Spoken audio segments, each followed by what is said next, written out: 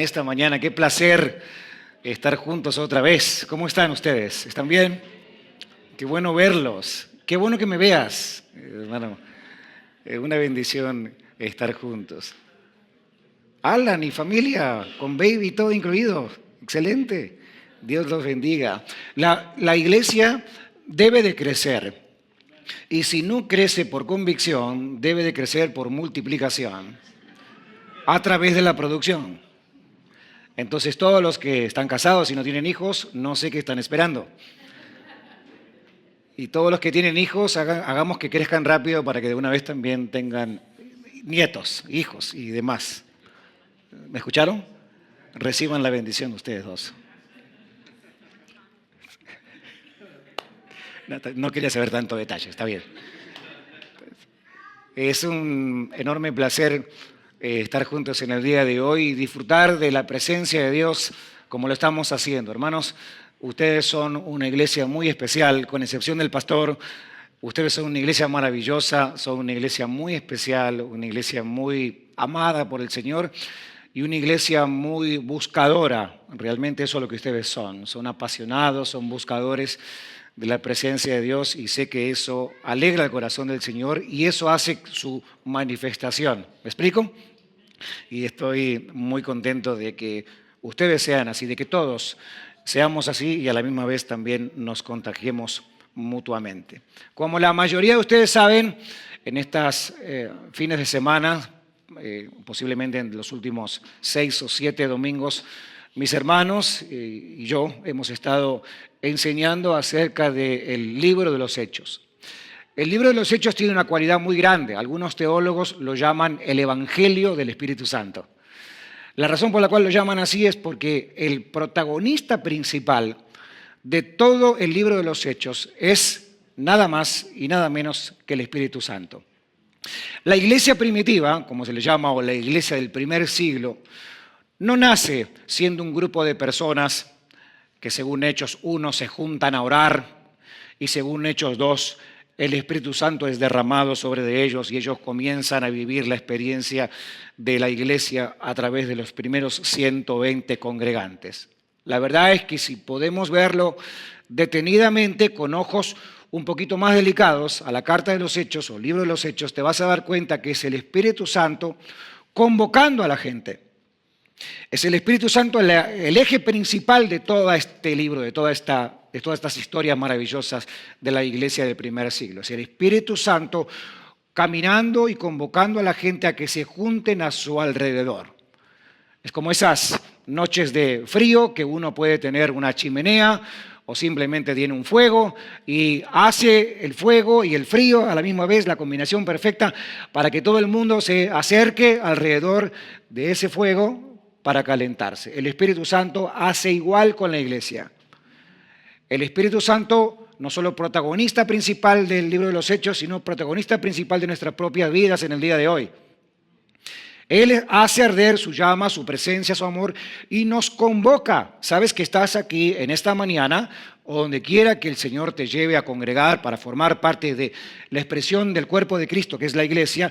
Lo que estás haciendo, dándote cuenta o no, es estás respondiendo a la llama ardiente del Espíritu Santo, llamándote a estar junto con otros hermanos y a la misma vez bien cerca de su presencia, bien cerca de su calor. Hechos capítulo 1, verso 8, nos enseña a todos que una vez que a Jesús le preguntan los discípulos cómo va a ser el futuro de la iglesia, Jesús les dice, no les toca a ustedes saber cómo va a ser el futuro en cuanto a la logística, pero sí tengo unas cosas para revelarles, diría Jesús. Va a venir sobre ustedes el Espíritu Santo y la consecuencia inmediata de que el Espíritu Santo convoque al creyente es que salimos disparados a ser testigos. Hechos 1.8 describe los lugares. Dice Jerusalén, que era el lugar físico donde ellos estaban en ese momento, Judea, Samaria y hasta lo último de la tierra. ¿Hasta dónde? En Hechos capítulo 8 todavía venían las cosas bien, la iglesia crecía, se juntaban en las casas, eran personas de gran testimonio, personas que vivían una vida cristiana realmente apasionada por el Espíritu Santo. En Hechos 8 sucede una crisis bastante grande, aunque no tan grande como la que veremos en el día de hoy. Hechos 8 toman a Esteban. Esteban era el diácono de la iglesia, un servidor de la congregación. ¿Tengo algún diácono aquí conmigo? ¿Algún diácono de la iglesia? Levante la mano. Todos se escondieron, perfecto. No están, hoy no vino ningún diácono. Este diácono llamado Esteban tenía muchas cualidades y la más principal, la que quiero resaltar, es que era una persona llena del Espíritu Santo. Una persona que había sido convocada por el Espíritu Santo y que estaba realmente siendo evidente exteriormente de la llenura del Espíritu Santo. Pero como ustedes sabrán, este es el primer mártir de la iglesia, la primera persona que muere a causa de ser apasionado por el Espíritu Santo. Comienza lo que se conoce en la historia de la iglesia como la persecución. La iglesia comienza a ser perseguida, así que los que estaban en Jerusalén ahora tienen que empezar a salir. ¿Se acuerdan de Hechos 1:8? Me van a ser testigos en ¿dónde? Jerusalén, Judea, Samaria, lo último de la tierra.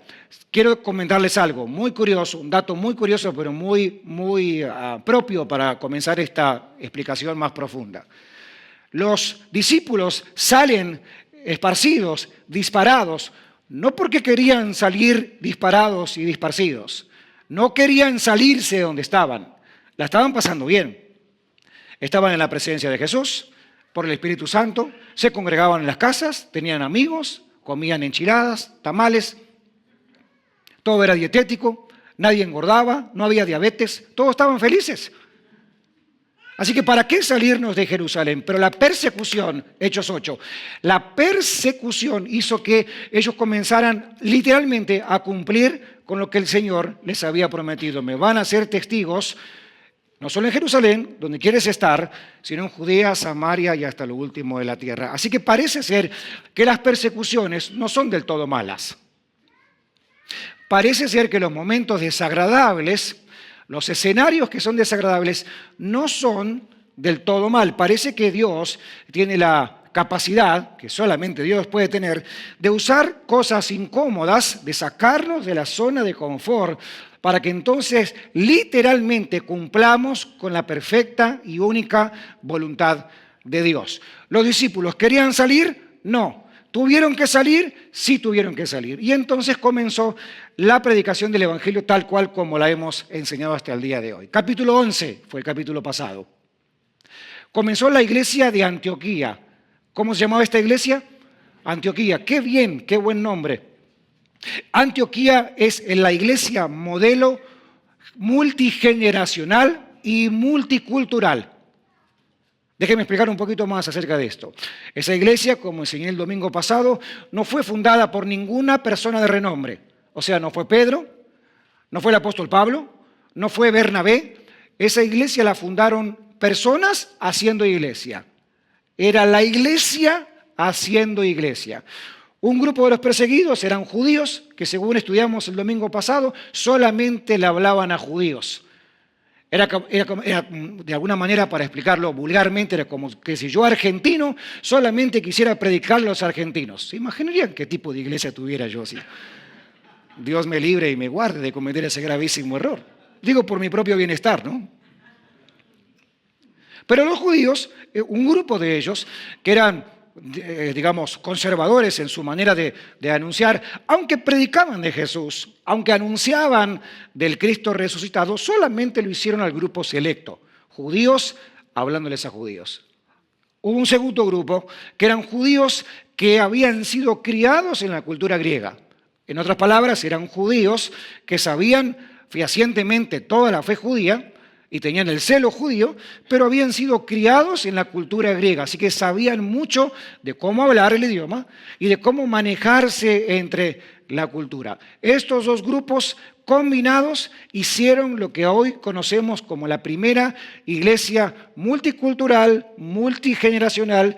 Esto es Hechos 11 y la iglesia se llama Antioquía. Una iglesia con una pasión por el Espíritu Santo, y por una pasión por la misión de Jesús maravillosa como nunca antes había habido hasta este momento en la historia de la iglesia. ¿Me sigues hasta acá? Pero llegamos al capítulo 12.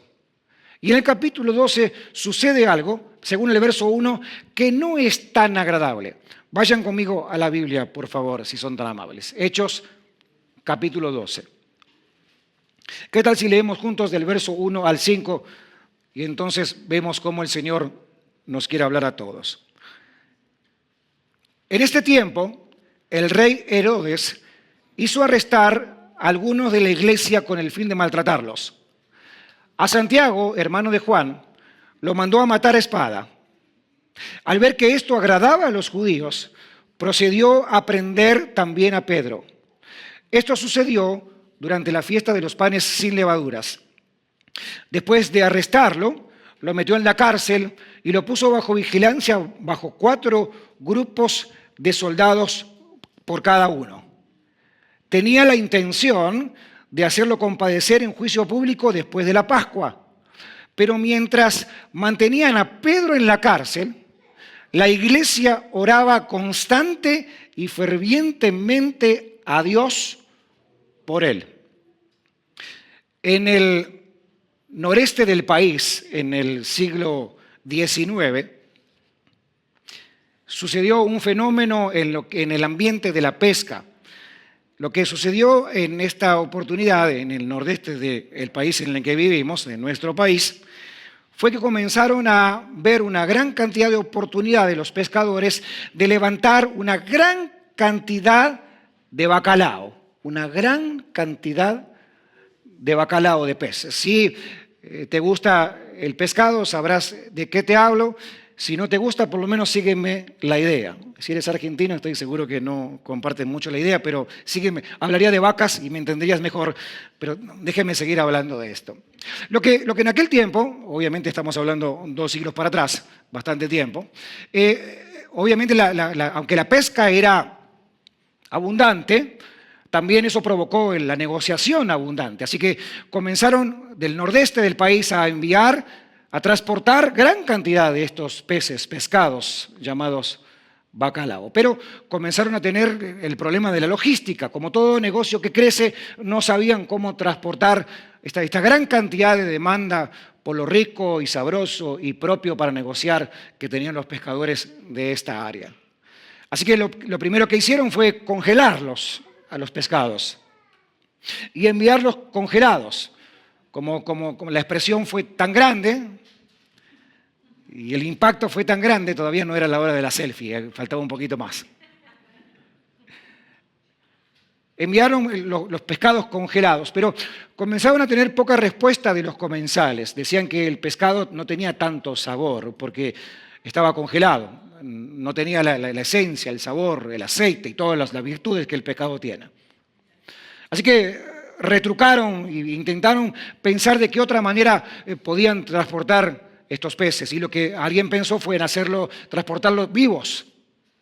Así que pescados recién tomados en sus redes, inventan grandes estanques, los llenan de agua marítima, agua de mar, agua salada, tiran los pescados ahí y así entonces es como comienzan a transportarlos. A pesar de que esta segunda técnica sirvió bastante para el sabor, no sirvió tanto para la textura del cuerpo del pescado. Eran muchos pescados y los estanques eran demasiado pequeños para gran cantidad de pescados. Así que la segunda queja que reciben los comensales y los negociantes que comercializaban con este pescado era que tenía buen sabor, pero la textura del pescado era un poquito blandita, un poquito así como fea para el paladar. Eso hizo una tercera reunión entre los negociantes y pensaron y a alguien se les ocurrió en el enemigo natural del bacalao, que es justamente el bagre. Y ahora sí aparece la foto selfie del bagre. Entonces el mismo procedimiento, llenaban los estanques, ponían los peces vivos, pero en cada estanque que había ponían un pequeño bagre. Porque el bagre es el enemigo radical, definitivo, paupérrimo en cuanto a detestar el bacalao. Yo tengo que gritar más fuerte de la que está predicando conmigo hoy.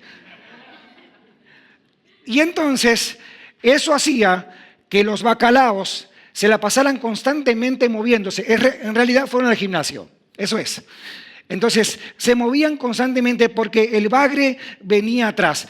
Por favor, piensen en esta moraleja y mira al que tiene a su lado, dígale, gracias a Dios por las luchas que tengo. Vamos, dígaselo, por favor.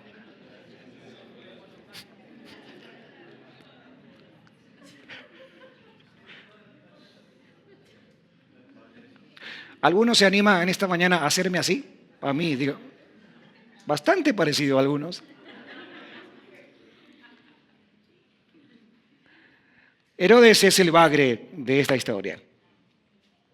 Este Herodes, de este momento, gracias por el trompudo, lo pueden quitar. Herodes es un gobernante con hambre de poder político.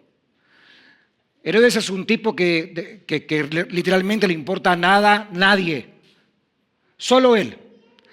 Y lo que la historia de Hechos 12, puntualmente en el verso 1, nos dice es que él es quien se encarga de asesinar a Santiago, que Santiago sí, es el primer discípulo, síganme la idea, no el primer mártir, es el segundo mártir. ¿El primero quién era? Esteban era un diácono. Este sí era un seguidor de Jesús, o sea, este sí es uno de los 12. Y es uno de los 12 al que el Señor, en su gracia infinita e incomprensible, permite que le corten la cabeza. ¿Quién era este Herodes? Este Herodes se llamaba Herodes Agripa I. Curioso dato, recuerden que Herodes es un título, no un nombre. Es como el faraón. El faraón es un título, e independientemente de la época y la temporada, el título sigue siendo el mismo. Este Herodes en particular era el nieto de Herodes el Grande, y Herodes el Grande fue la persona que comenzó la persecución cuando el nacimiento de Jesús. Ustedes se acordarán que cuando los magos comparten la noticia de que iban a seguir una estrella porque se les había prometido el nacimiento de un nuevo rey, dice la Biblia, en los Evangelios, Herodes el Grande indaga más sobre quién es el que está por nacer, otro rey que vendría a quitarlo de su reinado. Y estos reyes, estos herodianos, estos personajes eran hambrientos de poder político sin importar cuánta cabeza habría que cortar. Así que ahora Herodes Agripa, nieto del primer asesino, ¿se acuerdan que Herodes el Grande, el abuelo de este, mandó a matar niños? Por la misma razón que Jesús tiene que salir con José y María huyendo. ¿Me están siguiendo un poco de historia? Bien, es bueno aprender para que podamos aterrizar correctamente el avión. Y entonces, en ese contexto, vemos que el Señor, como dije, el Señor permite, no sé qué otra palabra usar para esta expresión, pero Él permite que Santiago, primer apóstol, 12, el más cercano, sea muerto, decapitado, literalmente decapitado, muerto a espada, dice la Biblia. Por ende, consideramos que fue decapitado. Ahora, ¿dónde nace el plan de que Santiago fuera, ser fiel tanto tiempo, caminar con Jesús tanto tiempo, aprender tanto de Jesús para ser muerto así descabezado? ¿Dónde nace esta conversación? Es muy curiosa esta conversación. Si te vas al Evangelio de Marcos, al capítulo 10, versículo 35 al 37, Santiago, Juan, los hijos de Zebedeo, hacen una pregunta, una petición a Jesús, absurda, mis queridos, porque no tenía ni idea Santiago cómo iba a terminar su historia. ¿Tú sabes cómo va a terminar tu historia? Ya ves que los que somos apasionados por el Evangelio siempre decimos bendecido, prosperado y en victoria, ¿no? Y nos imaginamos terminar nuestra vida en una casa de 5 recámaras, 3 piscinas, 2 suegras, bien, ¿no? Y bien completo todo el asunto. Otros, la otra cara de la moneda es, te va bien en la vida, y uno dice, claro, me va bien porque yo soy fiel, porque soy un hombre que comprendo la Escritura, que vivo la Escritura y que vivo fiel a Dios y por mi fidelidad es que recibo todo lo que recibo. La verdad que ambos argumentos se desarman a la hora de ver a Santiago muerto decapitado, porque no habría más fiel que Santiago. No habría más fiel que aguantar el nacimiento de una iglesia que no se sabía cómo iba a ser. Y de ser literalmente, políticamente perseguido por ser simplemente cristiano. Hoy nos duele una muela, no venimos a la iglesia. En esa época a esta gente le dolía todo. Amén los dentistas. Se acercaron Santiago y Juan, que no sabían lo que iban a pedir, y le dijeron a Jesús: Maestro, queremos que nos concedan lo que te vamos a pedir. ¿Qué quieres que te haga?, le preguntó Jesús. Y ellos dijeron: concédenos que en tu glorioso reino uno de nosotros se sienta a tu derecha y el otro a tu izquierda. Es decir, queremos ser personas influyentes para el reino tuyo, mi amado y bendito Jesús. Perfecto, Santiago sacó un boleto a ser decapitado. Y Juan, si quieres seguir un poco con la idea, terminó deportado. ¿Algún deportado aquí? Juan terminó deportado en la isla de Patmos, escribiendo el Apocalipsis, la Revelación, el último libro de tu Biblia y de la mía. Ambos en un ambiente extremadamente absurdo, muy poco coloquial para lo que alguien se puede imaginar que es éxito en el día de hoy. ¿Me está siguiendo la idea? Entonces encontramos a un Santiago que se le corta la cabeza. En ese contexto tengo mucho más que hablar de eso. Para agregar un poco más de peso al asunto, Mateo 17, 1 y 2, posiblemente lo marcan, lo leen o solo ténganlo en su mente, es la escena de la transfiguración de Jesús. Ahora, síganme la idea, por favor. ¿Quiénes son los personajes que acompañan a Jesús a la transfiguración? ¿Saben qué pasó en la transfiguración? Jesús dejó su humanidad por un momento y todo el mundo vio la deidad de Jesús. El monte de la transfiguración, hubo solamente 3 personas que fueron a ese monte. ¿Se acuerdan quiénes eran? Pedro, Santiago y Juan. Pedro, que termina siendo crucificado, según la historia, cabeza para abajo. Santiago, que termina sin la cabeza. Y Juan, que termina siendo deportado. ¿Alguien todavía quiere seguir a Cristo realmente como debe ser seguido? Que Pablo Escobar, ni el Chapo, ni que 8 Cuartos, hágase cristiano y experimentará la adrenalina mayor en su vida. ¿Alguien está aquí todavía? Qué cómodo evangelio que vivimos, empezando por mí. Tenemos una escena muy triste. La iglesia posiblemente recibe la noticia de que Santiago fue asesinado y ahora, como todo el mundo aplaudía la victoria de haber apresado o de haber matado y ahora apresado a Pedro, todo el mundo estaba contento porque Pedro estaba preso. Vamos exterminando a estos molestos predicadores de un rey diferente al que nosotros tenemos. Y en ese contexto dice la Biblia que la iglesia ora. ¿Qué hace la iglesia? Y Pedro estaba preso. Síganme, por favor, la idea si son tan amables. Pedro preso y la iglesia tenía una cualidad grande, hermosa cualidad de la iglesia. Leamos el verso 5, aparece en pantalla. Miren qué interesante. Pero mientras mantenían a Pedro en la cárcel, la iglesia oraba constante y fervientemente a Dios por él. La mayoría de ustedes, de una o de otra manera, independientemente de la historia de fe o de iglesia de la que provengas, tú y yo sabemos, algunos con una explicación más teológica y más delicada, otro quizás más por encima, pero todos sabemos que la oración es poderosa. ¿Sí?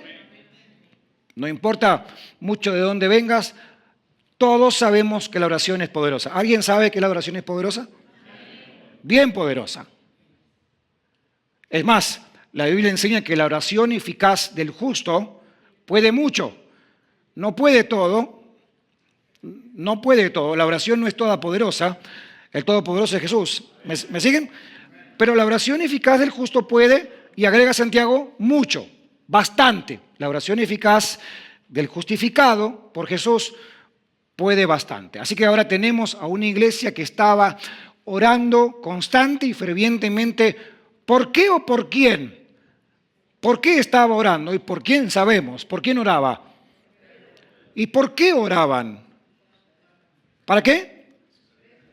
Para que fuera libre. Digo, la lógica nos dice eso. Que ¿para qué van a orar? ¿Para que consiga una novia? No, si estaba preso. ¿Alguno soltero desesperado? Constante y ferviente, en realidad, en la traducción original, en el griego, es una sola palabra. Es una palabra un poco peculiar porque significa, inclusive es un término médico, sano en el nombre de Jesús. Espíritu de COVID, fuera.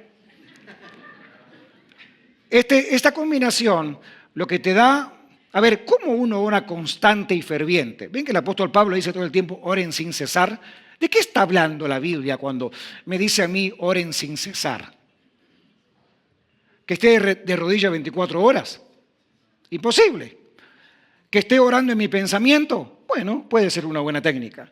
Que a veces ore con palabras, o ore con música, o ore en la iglesia, o ore en mi casa o manejando mi trabajo, está bien. Todos son pequeños detalles que se pueden usar para el bienestar espiritual. Pero me parece a mí que la idea aquí es mucho más profunda, porque la iglesia lo que hacía era orar constante y fervientemente, que significa, como te dije en griego, orar de manera estirada. Déjenme hablar un poco de esto, no es cirugía plástica ni nada de eso. Síganme la idea, orar de manera extendida. El término médico para este mismo verbo en griego significa cuando un músculo se estira al máximo.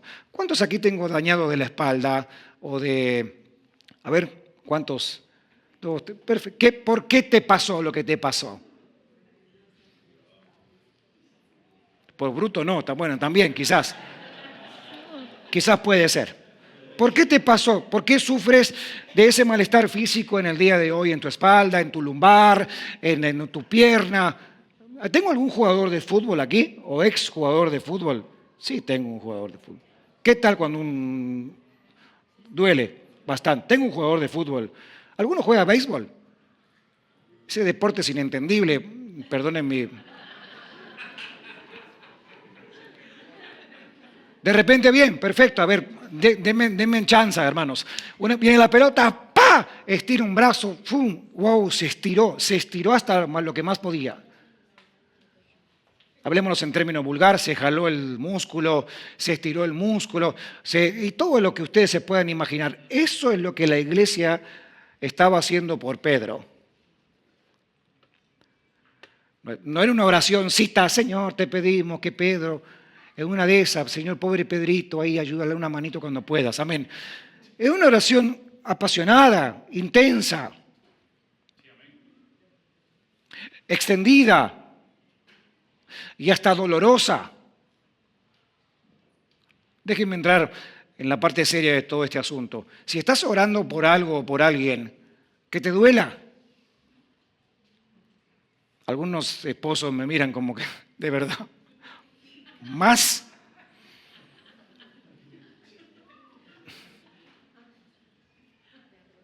Que te duela.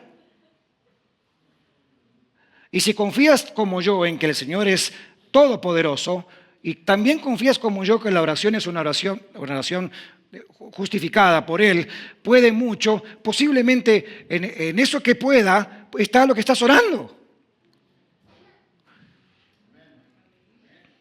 A veces somos emocionales en una muy mala dirección en cuanto a la oración. Déjenme profundizar. Pensamos que la oración es gritar o cantar, o pasar horas y horas sudando la camiseta en la iglesia, saltando. Y la oración eficaz y perseverante y que te duela no tiene nada que ver con los detalles exteriores de lo que puede significar la oración. Puedes orar intensamente en silencio, puedes orar intensamente a los gritos. Lo importante es que ores intensamente, que quizás ese es el asunto. Hay que orar de forma intensa.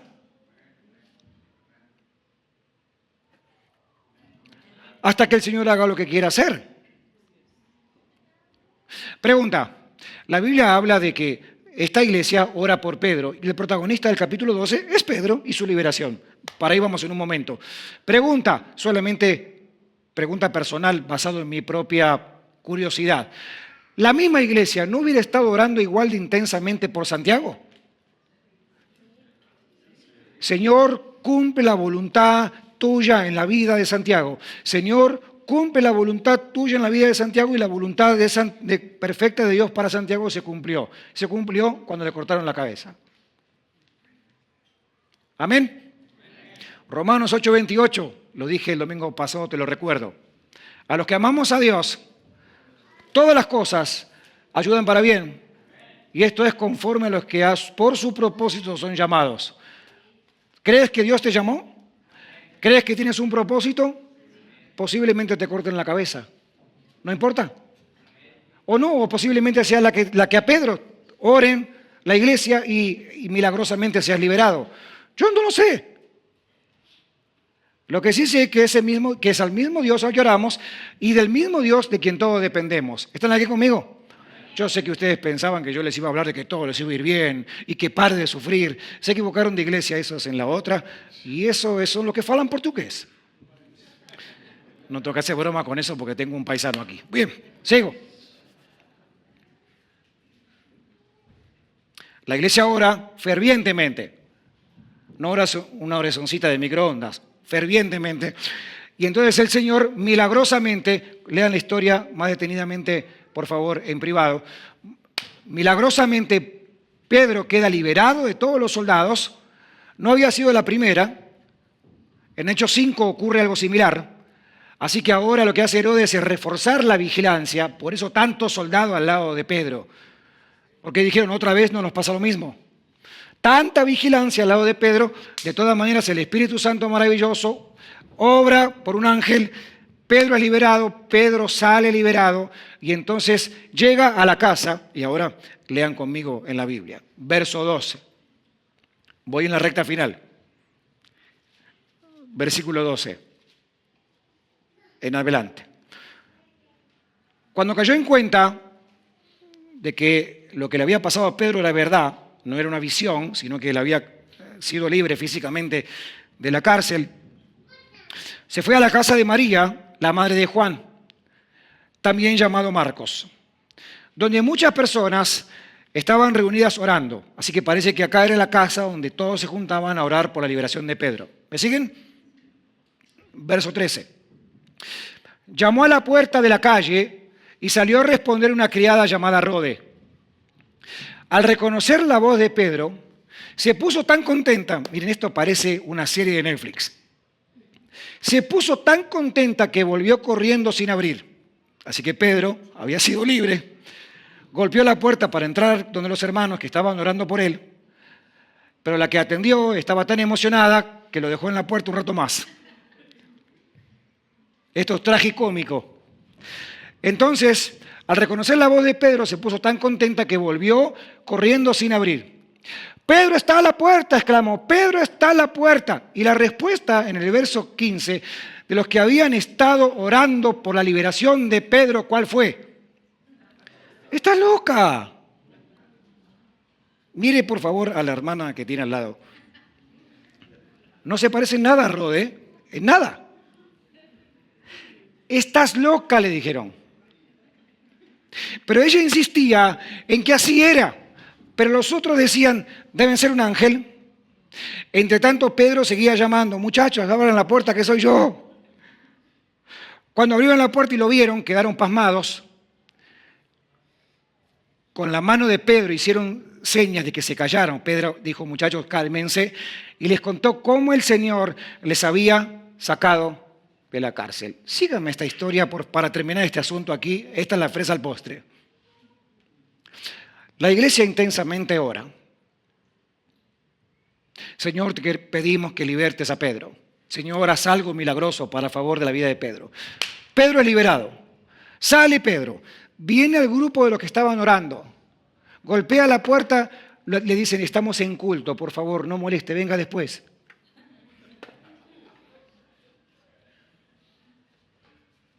Sale el ujier y te dice, disculpe, estamos en la hora de la alabanza. No, pero miren, yo estoy aquí porque miren, yo soy producto de un milagro. Por favor, vuelva mañana, atendemos de 9 a 5.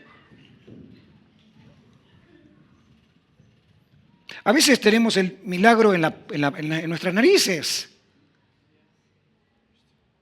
Estás viendo, viviendo, o por ver, o por experimentar el milagro que solamente el Señor puede hacer, que incluyen tus oraciones.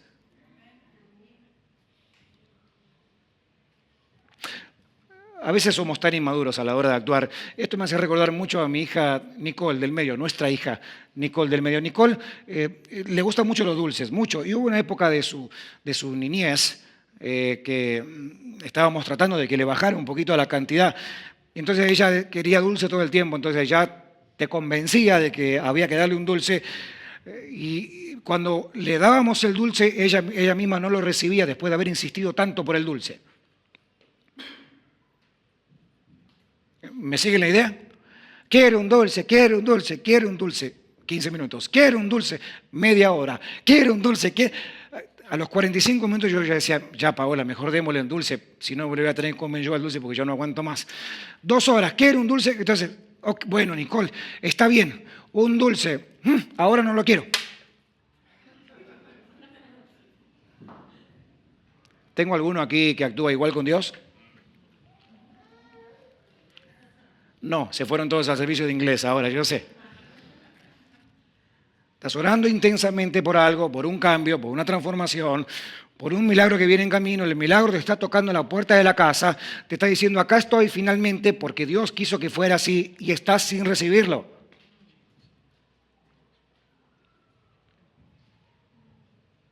Creo yo que un despertar en nuestra vida espiritual, va a suceder en este tiempo como nunca antes ha sucedido. ¿Me explico bien? ¿Lo quieres? ¿De verdad lo quieres? ¿O vas a esperar que toque la puerta y decir, ahora ya no, siempre no? Terminemos, y los chicos de la música pasan que tenemos que servir la comunión. Último verso, Efesios 3:20. Reciban esto de pie. Pónganse en pie conmigo.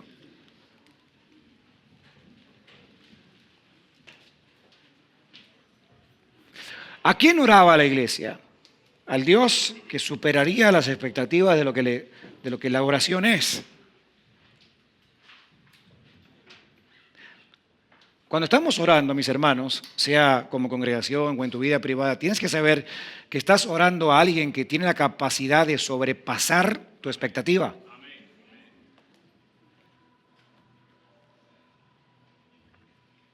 Y que puede hacer algo en tu vida y a través de tu vida que puede dejarte literalmente con la boca abierta. Los que me conocen de más tiempo saben que no soy un pastor milagrero y exitista pero de verdad les digo, muy seriamente y con mucha delicadeza, a todos mis hermanos hermosos que me prestan sus oídos, el Señor hará cosas grandes.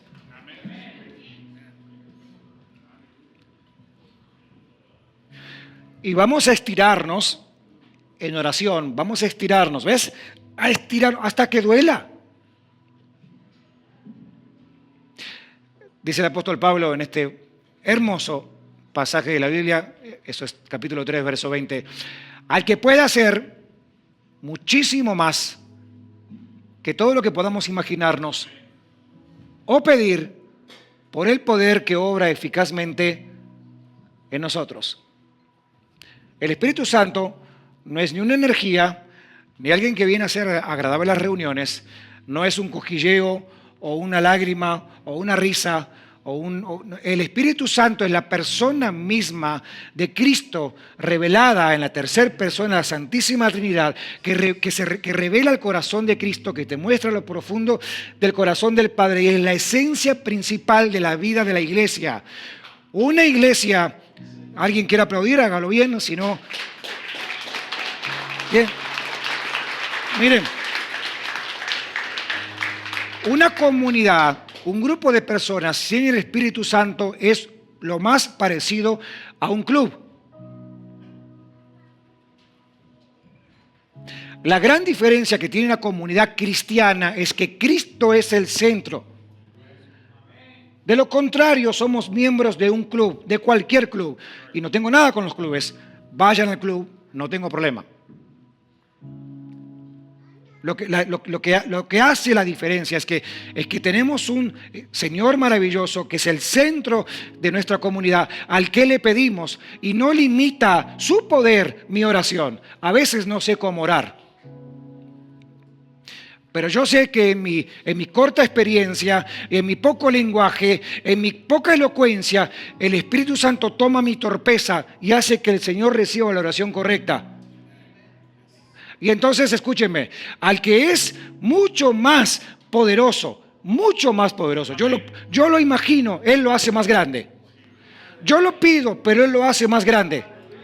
Yo intento clamar, pero Él lo hace más grande.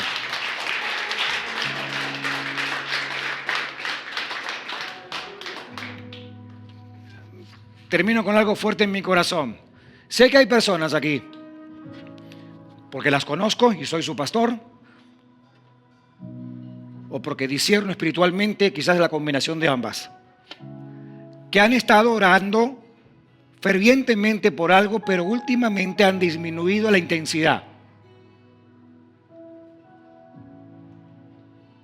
Sé que es algo que en algún momento le pidieron a Dios, pero de repente al no suceder, uno baja un poco la guardia, uno desacelera. Te entiendo, soy extremadamente ansioso, me encantan las cosas para ayer, pero he entendido, al igual que ustedes, que el Señor tiene un plan soberano y tan maravilloso y tan grande que lo único que yo voy a hacer como iglesia y como creyente es orar de manera estirada hasta que me duela. El resto yo hago lo posible, lo imposible lo hace Él. ¿Sí? Así que comprométanse conmigo, por favor, a orar. No quiero detalles, no porque no me importe, sino porque no viene al caso. Alguien ora por sanidad, alguien ora por papeles de migración, alguien ora por su problema conyugal, alguien ora por el negocio. Oren o por el avivamiento espiritual, oren por lo que tengan que orar, pero oren intensamente hasta que duela.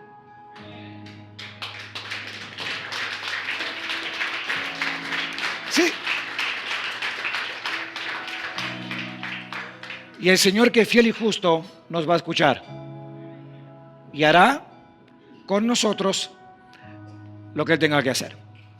Señor, gracias por esta mañana quizás retadora, desafiante para la gran mayoría de nosotros. Y ahora te pido que prepares nuestro corazón para comulgar y tomar el pan y la copa, recordando que nuestra esperanza está en tu cruz. Y que no importa cuánto nos falte, en ti estamos completos y en ti vivimos seguros. Gracias, Jesús.